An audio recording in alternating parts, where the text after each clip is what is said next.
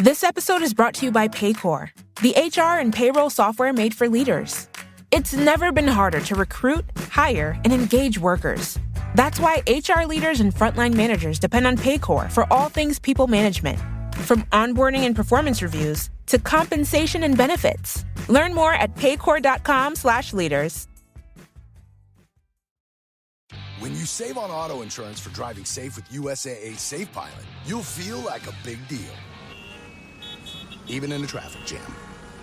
Save up to 30% with USAA Safe Pilot. Restrictions apply. This is Optimal Finance Daily, episode 2410. 4 Reasons You Should Cut and Keep Cutting Your Expenses by Robert Morris with MoneyMiniBlog.com. And I'm your host and personal finance enthusiast, Diana Merriam. Welcome back to Optimal Finance Daily, where every day I read and offer commentary on some of the best personal finance blogs on the web in about 10 minutes or less. So with that, let's get right to it as we optimize your life. 4 Reasons You Should Cut and Keep Cutting Your Expenses by Robert Morris with MoneyMiniBlog.com. Shopping has become a damaging habit nowadays. More and more people abuse this right and consume endless energy. They not only hurt the planet we all live on, but they get caught up in a harmful routine. Shopping excessively is popular, but how many people stop to think about its consequences? A good way to reduce shopaholic needs is writing down a list of all your expenses. The next step is arranging them where the most important ones stand out. Third step is understanding the reasons why you choose not to purchase trivial things. And that's it. You've cut down on your expenses and you live a happier life. Here are some reasons why you should take action. 1. Quality over quantity. If you constantly spend money on small things, you'll end up disappointed in the long term. You might not see it now, but purchasing small items prevents you from saving money for the important things in life. For example, is it better to buy a fancy dress, or is it smarter to save that money for traveling? It is the great things in life that bring us happiness, not the low-pitched ones. You might be happy in the short term about buying that dress, but a couple years down the road, does it really change your life? Go for quality over quantity. Spend the big bucks on things that matter. You'll be a lot happier spending money on experiences and personal development, not on new fancy clothes or home decorations. Use the 30-minute rule. An interesting perspective on life, the 30-minute rule is an awesome way of understanding your rational and irrational decisions. Ask yourself the following question before buying something. Am I really going to use this item for more than 30 minutes a day? Is it that important for me? If the answer is yes, buy it. Don't overthink it. If the answer is no, then leave it be. Take a look at your clothes or your house. How many things do you actually need?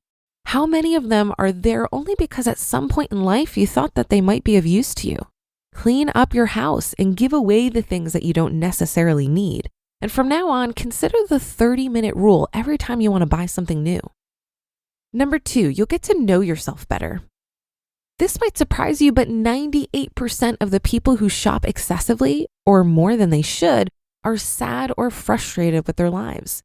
Sure, 72% of internet statistics are made up, but I think you can agree that people that constantly overshop are trying to fill a void. There's no shame in that. We tend to replace lack of happiness with things so that we feel accomplished in the end. Sadly, shopping does nothing but amplifies your anger, and soon you feel like buying more and more. Anxiety spreads like a disease, so be careful about it. When buying something, always ask yourself, what is the reason for me buying this? By constantly analyzing your reaction to shopping, you understand what triggers you.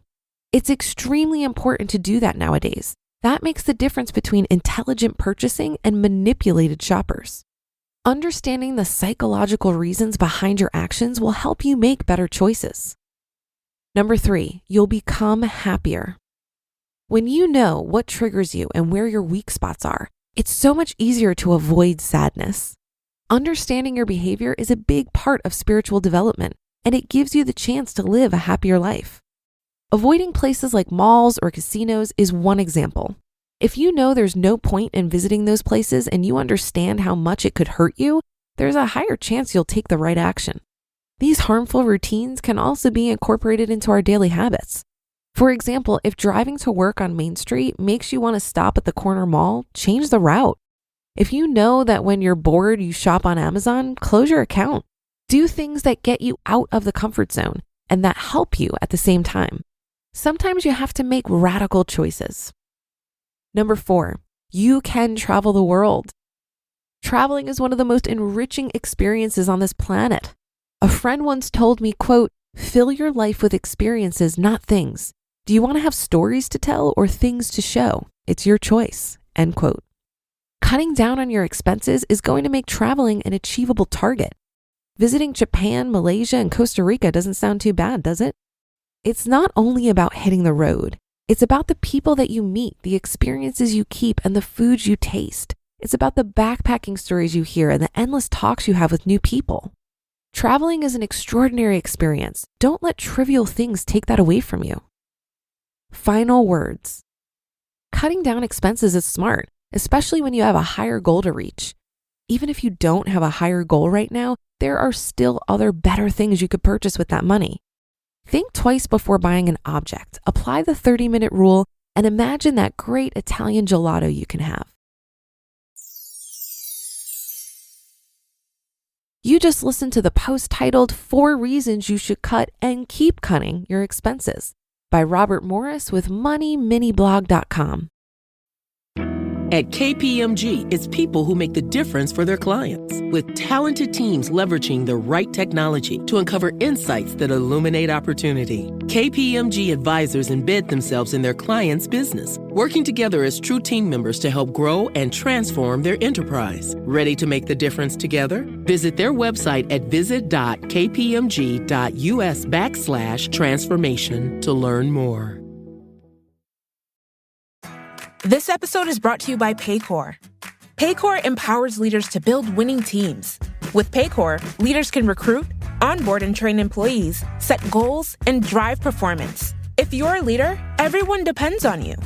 Who do leaders depend on? Paycor. Learn more at paycor.com/leaders. This article reminded me of one of my favorite quotes from the book This Naked Mind by Annie Grace. She says, quote, "We feel desperate to experience gratification, so much so that we rob ourselves of it by overindulging," end quote. While I totally agree that money is better spent on experiences and personal development, when it comes to the latter, I'd argue that personal development can cost you almost nothing. At least it has for me, because most of my big gains in this area are from reading books, which I get for free at the library. I also spend time journaling, meditating, and reciting affirmations. It costs me nothing but my time and has a huge return on investment in my happiness. I think shopping excessively is simply a learned behavior for coping with the human condition. Most of us are lonely, anxious, and unfulfilled in some way, so we distract ourselves from these feelings in many ways. Shopping is just one. I think we'll continue to spend a lot of time, energy, and money avoiding our feelings until we realize that we can't get over our feelings. We must go through them. We must allow ourselves to fully feel them. In transparency, I've struggled with anxiety for most of my life. But now that I've committed to actually dealing with it, I'm learning how to fully feel my anxiety, and I'm realizing that it's actually not a problem. It's just pent-up energy that I'm slowly learning how to harness for my benefit. There are lots of techniques and strategies to reduce your spending and address shopaholic behaviors. But I think if you really want to get to the root cause of your spending, get curious about the feelings you're working so hard to avoid. Have a great rest of your day and start to your week, and I'll be back with our weekly bonus episode in just a second. So I'll see you there where your optimal life awaits.